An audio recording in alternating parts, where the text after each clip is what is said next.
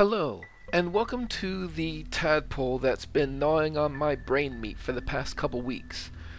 I found myself discussing karmic dice in comments, and I had a realization. I didn't have a clue what I was talking about. Everything I knew, everything I thought I knew was based on speculation, vague descriptions, and secondhand accounts. What did karmic dice actually do? If I was being honest with myself, I didn't know. I know what it says it does. Karmic dice avoid failure streaks while keeping the results mostly random. That's all it says in game. Not a very detailed tooltip, is it? But I found myself confidently asserting how it would affect failure and success streaks in various situations. I couldn't even tell you where I got those ideas, and Googling it wasn't very helpful. Different sources had different descriptions. The wiki, for instance, only had a single paragraph, mostly denoting that it avoids failure streaks for both you and your opponents. And I don't have the programming cred to look into the code to see how it's actually programmed. So, I'm gonna go with good old-fashioned empirical evidence. And for that, a disclaimer. Anything I find here is certainly not 100% conclusive. I only have data from a sample of results to show you. That being said, I think I have a better grasp than I did of how karmic dice affect your die rolls, and if you're the analytical sort, you may be interested to know that I'm making the Google Sheet in which I collected the raw data public so that you can peruse it and, hey, maybe you can tell me a metric that I didn't consider. So my first question, how do I even test this? I want rolls that I can reproduce so I can try under circumstances that I choose, so that I can isolate the karmic dice variable as much as possible. To me, that means combat is pretty much out.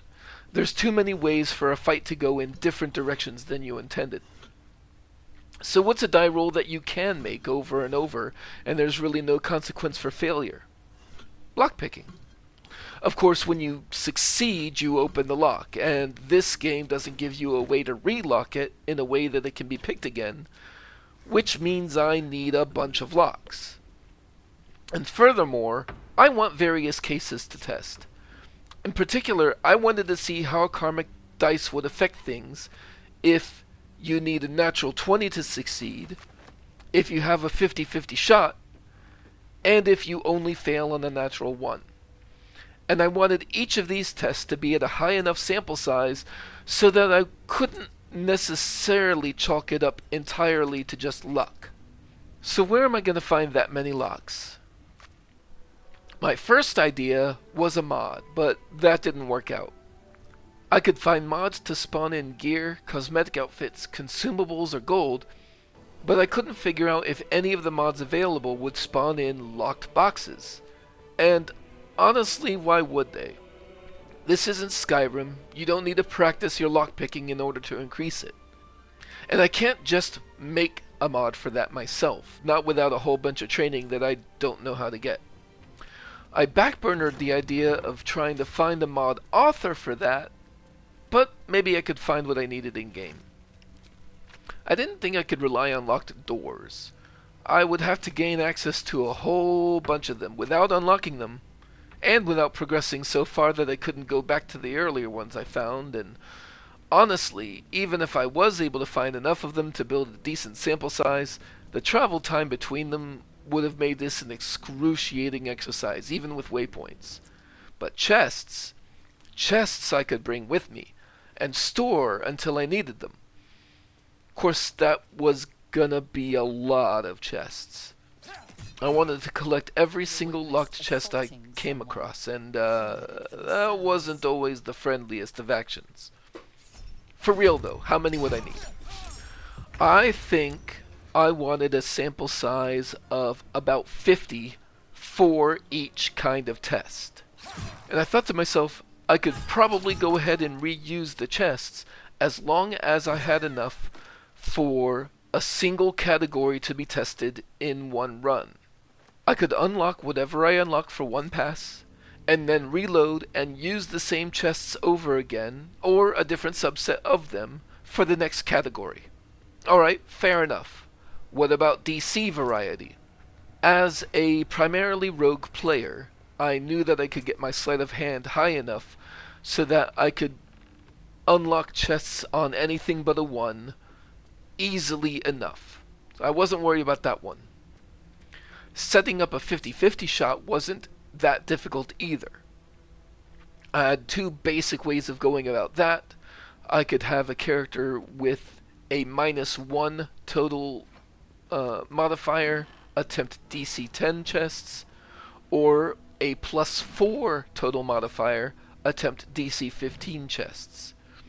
Those actually would even be interchangeable. The point of it being I wanted to need an 11 on the die. That way 1 to 10 fails, 11 to 20 succeeds, 50-50 on each roll. But what about needing a natural 20? Under normal circumstances, your sleight of hand can't really get below -1.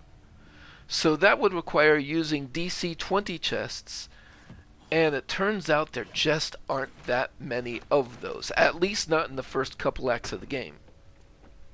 This presented more of a challenge to me than I originally anticipated, but we'll get to that. And I did learn some things along the way. As with many of my testing runs, I put it on the easiest custom difficulty settings I could manage, just because I wanted the focus to be on acquiring chests, not on combat difficulty.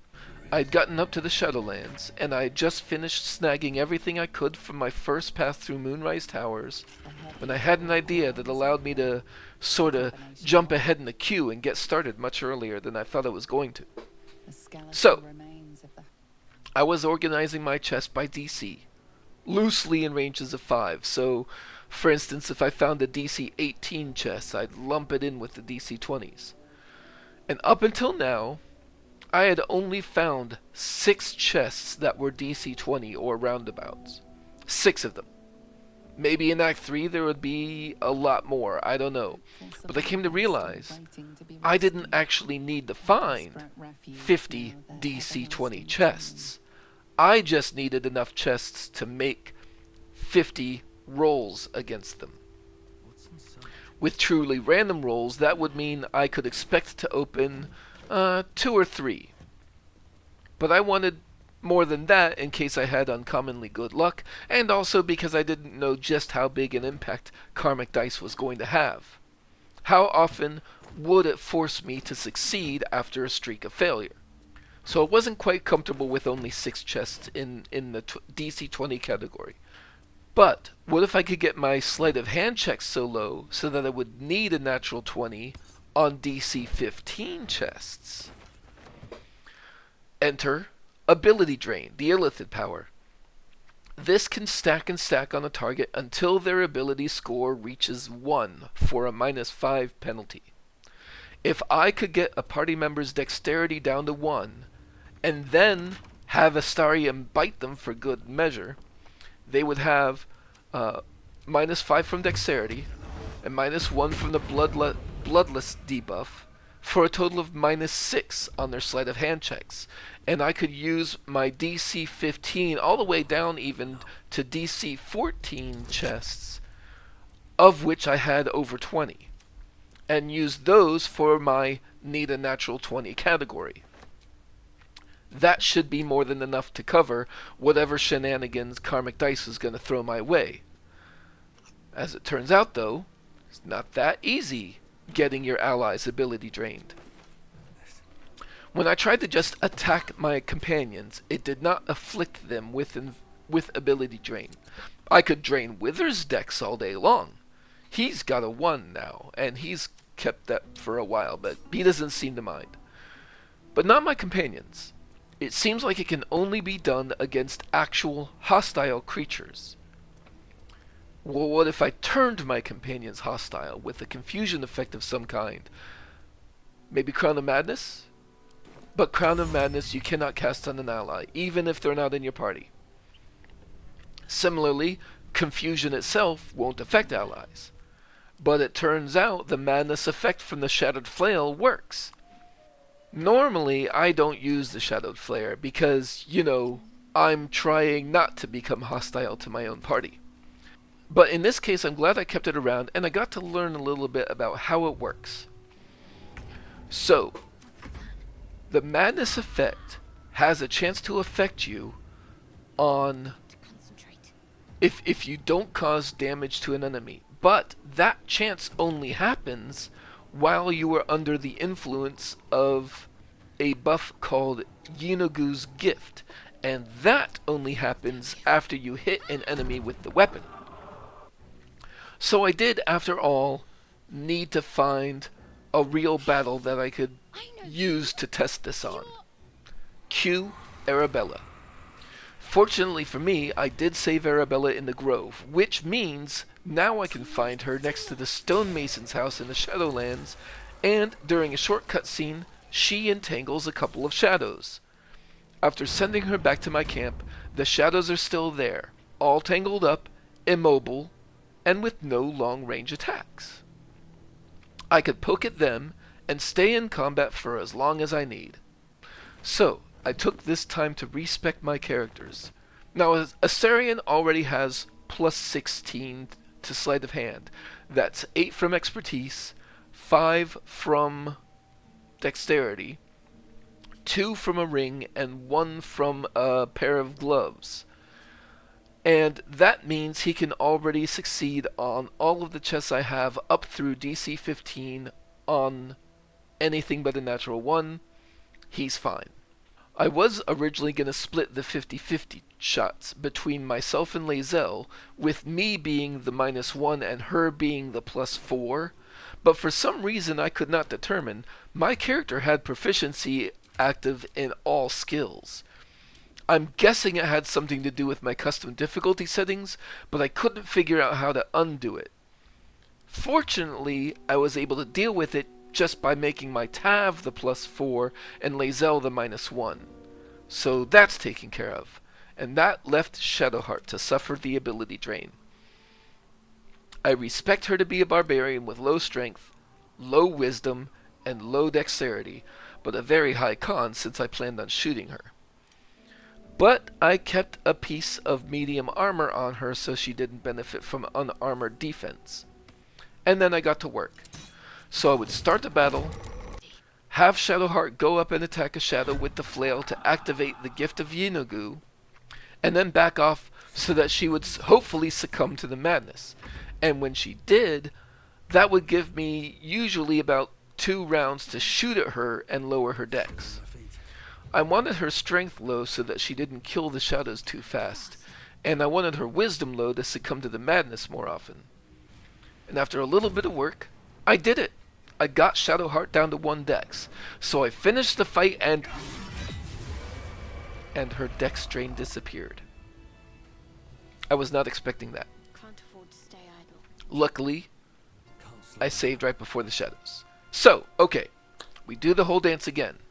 And instead of finishing off the shadows, I had Shadowheart dash, dash, dash until she left combat by sheer distance, and the ability drain disappeared again. But all was not lost. I reloaded, I started the fight again, I got Shadowheart down to 1 dex again. And then fine. You want to make my self-inflicted dexterity drain only last for the combat? I brought the chests to her. I had Astarion bite her, I set out a group of 5 to start with, and proceeded to have Shadowheart start failing to open them during the combat. I was certain I was going to have to drop more chests for her, but as it turns out, I had grossly overestimated how often Karmic Dice would step in and force me to succeed when I needed a natural 20. That was one of my strongest arguments, I thought, against Karmic Dice, is that if you built your character to succeed at something such that, for instance, enemies needed a natural 20 to hit you, that Karmic Dice would step in and ensure that you got hit more often than you should. But look, even with Karmic Dice on, I only got 2 natural 20s in 50 attempts. It's actually really close to what you would expect. I didn't want to go through the process of figuring out what the exact chance was of getting exactly 2 natural 20s in 50 rolls. I'm gauging it by how often you would expect to see a natural 20, which is approximately 1 in 20 times, or 2.5 times in 50 rolls. So 2 to 3 is what's expected. Anywhere between 1 and 4 times, I would have chalked up to normal variation. But here we're seeing exactly twice. Oh, I only rolled a single natural 20 in my 50 rolls with Karmic Dice off. I was seriously expecting that, like, every fifth roll, Karmic Dice would swoop in and be like, you're failing too much, here's a nat 20. But that didn't happen. Once the need a natural 20 category had been tested with Karmic Dice on and off, I went ahead and finished the fight. I already had the tools I needed to do the rest of these tests. So I went back to camp, and I built myself a conga line of chests here. DC 15 on this side, DC 10 on this side. Between them I had like 46 chests or something by this time. At a 50-50 shot per roll, I figured that was more than enough chests to cover this category of tests. And here I saw something else kind of surprising. I only managed to open 20 of the chests with Karmic Dice off, which, okay, you know, bad luck happens, streaks happen.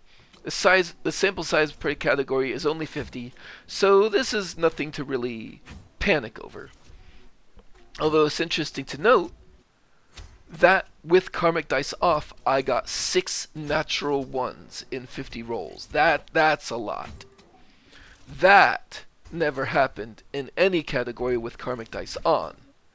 It would have been, I mean, it's highly unlikely even with Karmic Dice off. Anyway, with Karmic Dice on, I only got 18 chests open. Generally speaking, statistically, we'd have expected to see about 25, right? 50-50 shot, open half the chests. We can use a binomial distribution with a 50% success rate to model what we would expect to see, which I mentioned to you mostly to show you that I do have some idea of what I'm talking about, but I don't want to go through all the math that leads to this conclusion. Unless I'm mistaken, there is over a 96% chance that we should have seen more than 18 successes out of 50 attempts at 50% for if the dice were not intervened with. On top of which, I still had a streak of 7 failed dice back to back on a 50-50 shot with Karmic Dice enabled, which is the same size as my longest failure streak I had with Karmic Dice off. This result made me question whether or not Karmic Dice even applied to out-of-combat rolls. None of the sources I'd researched specified that Karmic Dice was for combat only, even if some of them only addressed combat application. I still wanted to finish my test though. I still wanted to see where the rest of it would go, but I was keeping this result in mind. So lastly, I put out the rest of my chest and got to work with Astarion. Noticeably, Astarion had 4 natural ones with Karmic Dice on, which is a lot. It's not freaking 6 in 50, but it's a lot. It does make me think that maybe Karmic Dice stepped in and forced a failure once. But, aside from that, amusingly enough, I had 0 natural 20s with Karmic Dice off. Not that I needed them.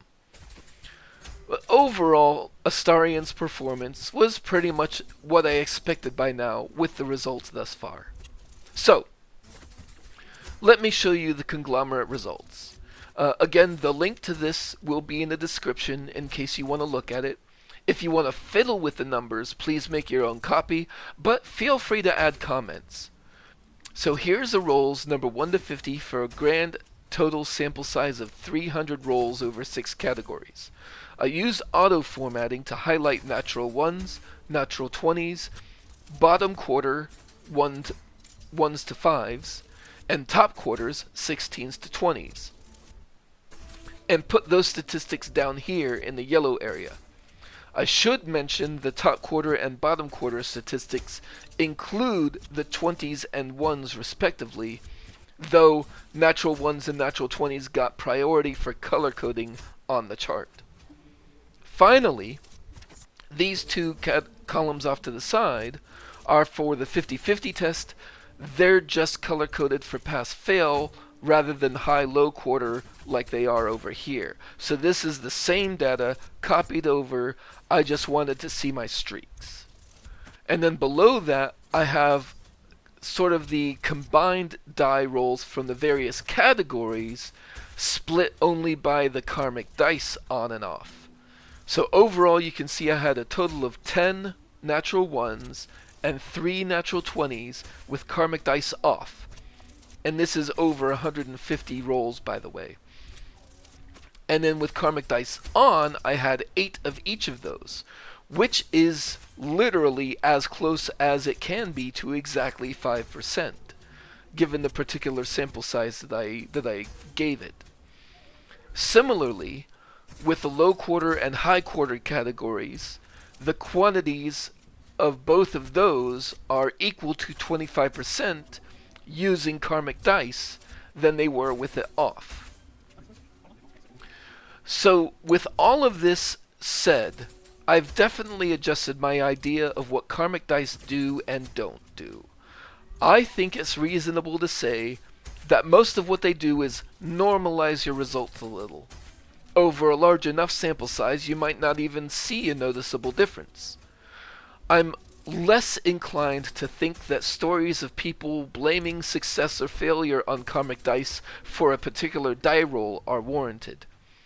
I think its influence is more subtle than that. I do think it's there, though. I'm still on the side of not wanting them on for myself, but my recommendation to turn them off for other people won't be as strong. Mostly because I think their effect on the game is less drastic than what I was originally presuming. I do think they probably can avoid failure streaks, while keeping the results mostly random.